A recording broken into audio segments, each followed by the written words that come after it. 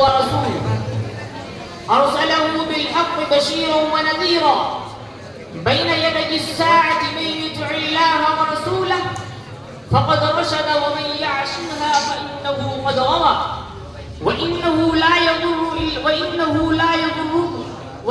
ولا يضر الله شيئا. إن خير الحديث كتاب الله وخير الهدي هدي محمد صلى الله عليه وسلم وإن خير الأمور عوازمها وشر الأمور محدثاتها وكل محدثة بدعة وكل بدعة ضلالة وكل ضلالة في النار. أما بعد فأعوذ بالله من الشيطان الرجيم. بسم الله الرحمن الرحيم.